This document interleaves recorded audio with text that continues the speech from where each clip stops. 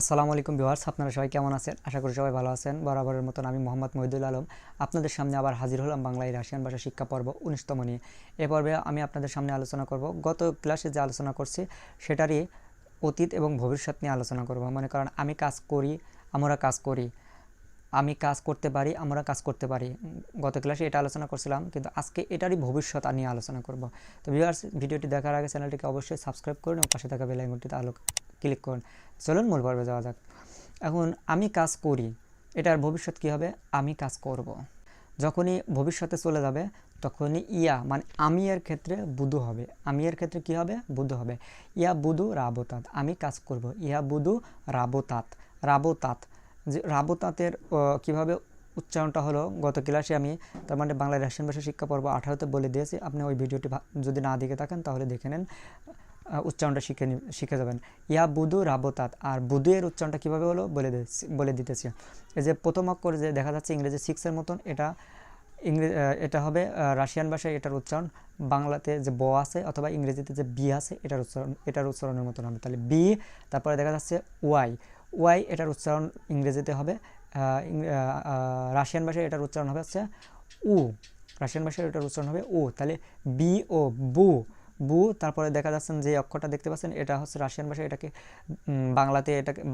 বাংলা ভাষণে যদি বলি তাহলে এটাকে দ, আর ইংরেজিতে যদি বলি এটা ডি। তাহলে যেটা দেখা যাচ্ছে এটা রাশিয়ান ভাষায় এটা উচ্চারণ হবে সে বাংলা দিয়ে যদি বলি তাহলে দ, আর ইংরেজি দিয়ে যদি বলি তাহলে ডি। তাহলে বি ইউ বু, ডি উ দু, বুদু। বি উ বু, ডি উ দু, বুদু। তাহলে ইয়া বুদু রাবোতাত, আমি কাজ করব। আমরা কাজ করব। তাহলে মুই বুদিয়াম রাবোতাত, মুইয়ের উচ্চারণটা গত ক্লাসে বলে দিয়েছি। এবং বুদিয়াম উচ্চারণটা কীভাবে হবে? প্রথম অক্ষর আছে কি বি, তারপরে আছে উ, বু, তারপরে দেখা যাচ্ছে কি ডি, বু দি ই এম, বুদিয়াম। মুই বুদিয়াম রাবোতাত, আমরা কাজ করব। এখন এটার যদি ভবিষ্যৎ অতীত নিয়ে আলোচনা করি যে আমি কাজ করছিলাম, তাহলে হবে ইয়া বিল যখনই হবে সাহায্যকারী ভাব ইয়া বিল রাবোতাত। বিল যখনই হবে তখনই বুঝতে হবে এটা অতীতের ক্ষেত্রে চলে গেছে। অথবা সাহায্যকারী ভার্ব যদি নাও থাকে, মেন যে ভার্বের শেষে যদি এল থাকে তাহলে নিশ্চিন্তে এটা হবে অতীত। তাহলে ইয়া বিল রাবোতাত, আমি কাজ করছিলাম। আর আমরা কাজ করছিলাম যদি বলি তাহলে হবে মুই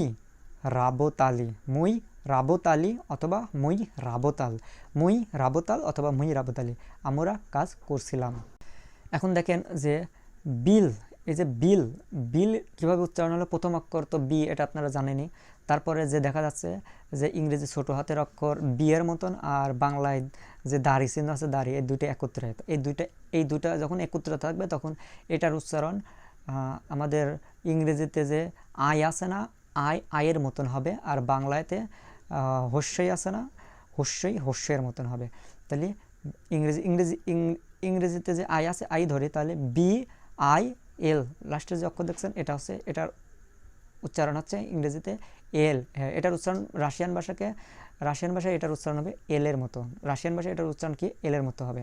তাহলে বি আই এল বিল, তাহলে বি আই এল বিল, ইয়া বিল রাবোতাত, আমি কাজ করছিলাম। আর মুই রাবোতাল, আমরা কাজ করছিলাম। তো ভিউয়ার্স, আজকে এই পর্যন্ত। সামনে ভিডিওতে আমি আলোচনা করব সে এবং তারা, এই দুটো নিয়ে আলোচনা করব।